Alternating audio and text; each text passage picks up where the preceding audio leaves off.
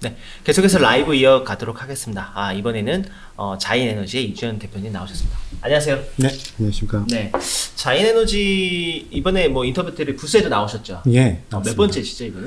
이번에 국내 전시회 2번째로 나왔습니다. 해외도 나가셨죠? 해외도 계속 참가하고 있고요. 인터뷰 때문에 유럽에. 네, 맞습니다. 올해도 나가십니까? 올해도 나갑니다. 그럼 3년 연속 나가시는 네, 맞습니다. 네. 어떠셨어요? 나가서 뭐 성과 같은 게 있었습니까? 일단은 뭐 유럽 쪽에 지금 분위기가 좀 그렇지만은 네. 신규 배터리 제조사들이 좀 있었고요. 그들도 차별화 전략을 하기 위해서 또 이제 지재권 문제가 있기 때문에 네네. 새로운 기술을 찾는 측면이 있었습니다. 그래서 협업이 좀 이루어졌었고 저희 소재 가져가서 테스트도 하고 뭐 그런 일이 지금도 계속되고 있습니다. 그러면 간략하게 네. 자인에너지가 어떤 회사고 어떤 사업을 하고 있는지 말씀해 주시죠. 자인에너지는 전해질 기술에 특화되어 있는 회사입니다. 그래서 저희가 가진 솔루션은 새로운 전해질 솔루션인데요. 전해질 첨가제 그리고 이제 고분자 전해질, 그다음 그 원천 기술에 기반한 전극 바인더를 메인 소재 기술로 가지고 있고, 네. 또 이제 고체 전해질 관련해서 저희가 고체 전지 셀을 현재 개발을 하고 있습니다. 첨가제를 하시는 거죠? 전통적인 배터리 관점에서 보자면. 그렇죠. 예, 리튬이온 배터리에서는 첨가제 소재를 지금 사업화를 하고 있는 겁니다. 첨가제가 종류가 굉장히 다양하고 네. 뭐 어느 공정에 어떤 첨가제 넣는 것도 방식이 제각각인데 어떤 류의 첨가제입니까?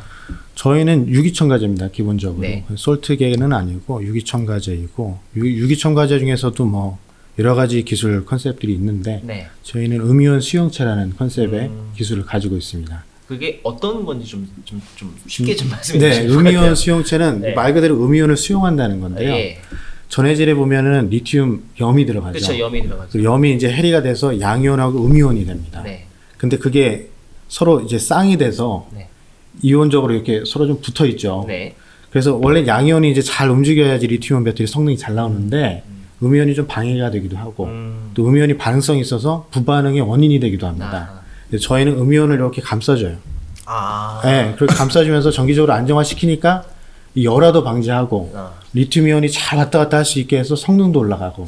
약간 말씀하신 걸로 보면 우리 연료 첨가제 있잖아요. 불수원샷 느낌. 좀 그런 느낌이죠. 약간 네. 배터리 네. 셀의 불수원샷 같은 느낌입니다. 뭐 사실은 굳이 비교하자면 첨가제라는 게 네. 포션이 작게 들어가는데 네. 마치 약 같은 겁니다. 우리가 몸이 혈관에 이상 생겼을 때 비타민 같은 거 말씀하시는 그렇죠. 뭐 혈전에 문제가 생기면은 이 생명에 위험을 주잖아요.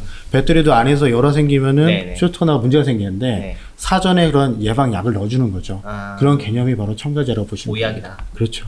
네. 근데 아주 소량 첨가되지만 효과는 좋다. 좋다. 네. 그러니까 보통 수명 특성이 저희가 LFP 배터리를 제조사 통해서 해보면은 1.5배에서 2배가량 증가가 됩니다. 네. 그리고 율특성도 상당히 좋아지고. 예. 그런 특성을 가진 첨가제로 지금 사업화를 추진을 하고 있습니다. 지금 사업 성과는 지금 3년 되셨죠? 회사 설립하신 지. 사업 성과를 좀 말씀해 주시면 어떨까요? 뭐가 있을까요? 사실은 지금 저희가 이 매출적으로는 아직 발생 이전이고요. 샘플 매출 정도 가고 있는데 제조사의 이제 배터리 제조사 EV나 ES 배터리 만드는 제조사의 테스트를 1년 반 이상 하고 있습니다. 네. 근데 거기서 좋은 피드백을 받고 이제 그 상용화 단계로 진행을 하고 있고요. 그다음에 이제 일본의 주요 회사하고도 지금 진행을 하고 있는데 네. 거기서도 한 1년째 지금 봤거든요. 그러시군요. 예. 그러면 올해 매출 계획이나 이런 것들은 얼마쯤 될까요? 그거는 뭐 그쪽 물량에 따라서 일 텐데요. 일단은 한번 시작되면은 뭐 50톤 뭐 이상으로 진행이 될 텐데 그에 맞춰서 뭐 매출은 잡아야 될 것 같습니다. 그래서 이 부분을 그냥 말씀드리기는 조금 이제 단가적인 측면도 있고 해서 네. 네. 이 기술은 대표님이 개발하신 겁니까? 어떻게 좀 원천이 어떻게 개발이 된 건가요? 사실은 이 기술은 저희 사실 이 기술의 원천 기술자는 저희 아버님이세요. 아버님이. 네네네. 예. 그래서 이제 사실 아버님이 2000년 중반, 2000년 초반, 네. 예, 그때 이제 개발을 시작하셔가지고 15년, 20년 축적된 그런 기술이 들어가 있다. 그래서 저희가 가진 것은 어떤 포뮬레이션 기술이 아니라 신물질을 가지고 있는 겁니다. 물질 체계를 가지고 원천 기술을 가지고서 네. 이 사업을 확장하고 있는 상황입니다. 사실은 그 굉장히 오래전부터 준비를 해온 거다. 그렇습니다. 그러시군요. 그러니까 22년에 창업을 했지만 그 전에 어느 정도 개발을 보고 네. 또 그 다음에 수요처나 이런 곳에 검증 결과를 가지고서 시작을 한 거죠. 직원이 지금 몇 분 정도? 지금 현재 10명 정도 10명. 스타트업으로 시작을 하고 있는 상황입니다. 제가 처음에 아마 2분 있었어요. 그랬던 네. 것 같았었는데 네네. 많이 늘었네요 그 와중에. 뭐 한 해 한 해 지금 발전은 거듭하고 있습니다. 초기에 네. 투자를 좀 받으셨죠? 네네. 얼마나 정도 어떤 밸류를 받으셨나요? 일단은 시드 투자를 좀 나눠서 받았습니다. 아, 예. 그래서 지금 세 군데 투자사에서 투자하셔가지고 총 8억 원 정도 받아서 시작 자금을 얻었고요. 밸류는 이제 포스트로 70억 밸류로 해가지고 지금 현재 구성이 되어 있는 상태였고 그래서 네. 작년까지 그렇게 투자가 되었습니다. 앞으로 투자 또 받으셔야겠죠? 네, 이제 시리즈 단계로 넘어가야 되는데 프리-A나 이제 시리즈 A 그런 그림을 그리고 있습니다. 네. 네. 지금 그 첨가제 얘기 위주로 쭉 네, 네. 그 뭐 언론상에 며칠 전에 이제 뭐 고분자 고체 전해질 네, 맞습니다. 예. 얘기를 하셨는데 네. 지금 전해질 첨가제는 다른 거고 그렇죠. 고체 전해질은 또 다른 영역인 맞습니다. 거죠. 예, 예. 지금 두 가지를 함께 다 하고 계신 겁니까? 현재는 저희가 이제 상용을 앞두고 있으니까 네. 다 같이 가져갈 수밖에 없는 상황이고요. 예. 그것에서 양산 측면에서 고민은 별도로 하고 있습니다. 우리가 자체적으로 다 할 거냐. 그게 무리라면은 다른 방식의 위탁을 통해서 캐파를 해결하는 방법 이런 것도 논의를 하고 있습니다. 네. 지금 그 초기에 투자 받으실 때는 전해질 첨가제가 더 강조가 됐습니까? 아니면 고체 전해질이 더 강조가 됐습니까? 일단 기술적으로는 다 있다라는 거는 인지가 됐지만은 일단 저희 목표는 빨리 시장에 들어가는 게 목표였기 때문에 네. 완성도가 있는 첨가제 부분으로 위주로. 투자를 지금 초기 투자는 받았죠. 그렇군요. 예. 곧 그 첨가제는 네. 뭐예요? 어떤 물질? 그거는 이제 저희 유기첨가제라서 네. 솔트가 아닙니다. 그래서 유기첨가제로 사실 어떤 물질이라고 표현되기는 좀 그렇죠. 아, 네, 그래요? 저희 그 영업 비밀이니까. 네, 그런데 저희가 새로 합성한 신물질이다라고 지금 보시면 되겠고. 그렇군요. 사실상 이제 어떤 문헌적으로 많은 연구 개발을 통해서 어떤 물질 구성을 가져야 이 배터리의 성능이 향상이 되고 수명이 향상된다는 게 이제 많이 메커니즘 밝혀졌는데 네. 그거를 많이 가지고 있는 물질이다라고 보시면 되겠습니다. 그렇군요. 네. 그래서 네. 리튬이온의 이 움직임, 리튬이온의 거동을 좋게 만들어서 성능도 향상시키지만은 피막 형성 측면도 유리합니다. 그래서 기존에 알려진 어떤 많은 범용 첨가제와 좀 다른 피막을 형성을 시키고요. 네. 그러면서 수명이랑 율특성 이런 것들을 향상을 굉장히 시켜주고 저온 특성도 좋아지는. 피막은 왜 형성을 시켜야 되는 겁니까? 그게 이제 결국에는 그 리튬 이온이라는 게 이온화 됐다가 또 리튬이 됐다가 이게 왔다 갔다 하면서 지금 작동을 하고 있는 상황인데요. 네. 이 전극에 결국 들어가서 인터칼레이션 됐다가 네. 또 나왔다가 해야 되거든요. 네. 그걸 잘 시켜줘야 됩니다. 네. 그러면 이게 사실상 양극도 그렇고 이게 구조적으로 리튬이 빠져나가면서 좀 불안정해지거든요. 네. 예, 이런 불안정함을 좀 잡아줘야 되는 측면도 있고 피막이 이런 부분의 수명에 있어서 상당히 중요한 역할을 하는 거죠. 그렇군요. 예. 그 첨가제는 대략 뭐 조그맣게 넣는다고 하셨는데 그럼 뭐 배터리 셀 뭐 한 어느 정도 용량이 한 어느 정도 들어가야 되는 거예요? 보통 그 웨이트 퍼센트라고 해서 질량 대비로 퍼센트를 얘기를 하죠. 네. 보통 첨가제들은 많이 넣는 거는 뭐 2%도 넣고 2%? 예, 뭐 네. 1%도 넣고 하는데 보통 1%대로 넣으려고 이제 노력을 하는데 저희도 뭐 0.5에서 1%그 사이에 전해질 포션을 기준에 그렇죠. 전해액에서 전해액 예, 그 정도 들어가면은 아주 좋은 효과를 발휘합니다. 그렇군요. 예, 예. 지금 아까 뭐 여러 가지 영업적인 상황 말씀해 주셨는데 네. 그게 들어갔을 때에 뭐가 이게 좋아지는 부분들에 대해서는 내부의 테스트 자료라든지 이런 거는 다 이제 검증자를 그럼요. 갖고 예, 있죠. 저희가 내부적으로 셀도 만들고 그 셀 테스트를 계속 하고 있습니다. 신물질 개발하면서. 그리고 그 사실 데이터라는 게 뭐 우리 자체 데이터 가지고 있다고 인정되는 건 아니니까요. 우린 제조사에 먼저 제시를 하는 거죠. 제조사 데이터를 가지고 있는 거고 그들이 표시가 안 나면 주지도 않고요. 표시 난다고 해도 사실상 뭐 텍스트 위주로 데이터를 줍니다. 근데 저희는 그 데이터를 이제 저희가 받아서 이 부분을 확보를 하고 있는 겁니다. 뭐가 좋아집니까?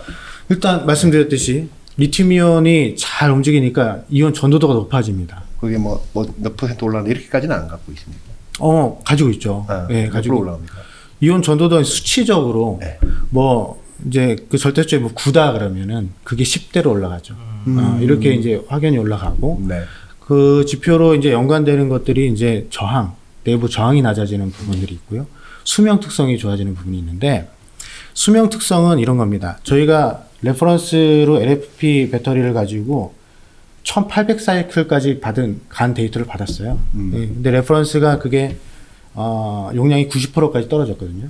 근데 저희는 100%에 있습니다. 네, 그러면 그게 리니어하게 쭉 가니까 네. 한달은 80%까지 본다 그러면은 한 3600사이클 가겠죠. 오래 레퍼런스가. 가니까. 근데 저희는 그때 가면은 그때 90%에 떨어지는 거죠. 그러니까 한 1.5배, 2배 정도 이 수명이 늘어나는 효과가 있다. 그렇군요. 네, 그런 특성을 가지고 있고요. 네. 보통은 전해질 첨가제 이런 거 할 때는 아까 뭐 우리 영업 비밀이라고 말씀하셨는데 특허를 내거나 이렇게는 안 하나 보죠.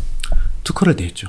네, 특허를 내고 저희도 물질 특허를 확보를 하고 있는 그래요? 상황이고. 그 특허 보면 다 나와 있겠네요. 무슨 물질인지. 그냥 딱 한 가지로 낸 건 아닙니다. 네. 저희가 이제 방어를 하기도 위함이고 저희 원천 기술을 가지고 있기 때문에 네. 다양한 물질을 낼 수 있게 특허를 냈죠. 아. 네, 네. 그렇게 해서 그걸 딱 본다고 해서 바로 무슨 물질이다 특정하기는 어렵고 네. 다만 우리가 이제 어떤 비즈니스 관계 형성이 되면서 거래가 될 때 그 조건 하에서 이제 오픈이 될 수 있겠죠. 그렇군요. 현재 단계로. 특허만 봐서는 모른다. 여러 개 다 보고 후보 물질 정도는 알 수 있는 거고. 그렇죠. 근데 네, 이게 그렇죠. 이게 뭐 딱 요게 효과다라고 알 수는 없습니다. 네. 그렇군요. 저희도 방어를 해야 되기 때문에. 네. 아니 전해질 시장이 규모가 얼마나 돼요? 전해질만 예를 들어 엔캠 같은 데서 하는. 전해질 시장 규모는 사실 지금 굉장히 어려운 것 같고요. 왜 가격이 많이 떨어졌어요? 가격이 너무 많이 떨어졌죠. 전해액 차원에서 보면은 네네. 전해액 차원에서 보면은 지금 전해액 가격이 상당히 낮아졌기 때문에 네. 네. 그래서 전체 시장 규모도 예. 지금 좀 상당히 낮아져 있는 느낌이라고 보시면 될 것 같습니다. 그런데 전해액을 보면 그런데 첨가제라는 거는 물론 첨가제 범용으로 쓰는 것도 많이 낮아졌죠. 그런데 음극도 바꿔가야 되고 에너지 밀도가 높아지고 또 고전압대의 어떤 배터리가 개발이 돼야 되는 측면에서 네. 기존 첨가제에서 잘 안 되는 것들이 많이 있습니다. 그래서 새로운 기술을 찾는 게 있고 그런 시장이 계속 신규로 발굴되고 있다라고 보시면 되겠습니다. 제가 이제 이 질문을 드린 이유는 네. 이제 어쨌든 계속 성장해 가실 텐데 이 첨가제를 요 첨가제 사업만 봤을 때 전체 전해질 그 시장에서 여기 시장이 작을 건지 뭐 한 중간 정도 올 건지 비슷하게 갈 건지 그런 게 좀 궁금하거든요.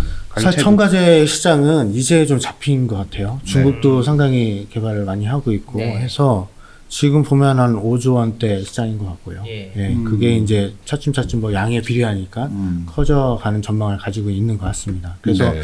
저희는 이 아이템은 시작 아이템이었고 사실은 이제 고체 전지 그쪽으로 포커싱을 두는 것은 성장성이 그쪽이 더 크기 때문에 그쪽을 좀 포커싱을 하고 있는 거죠. 고체 전해질은 왜 필요한 겁니까?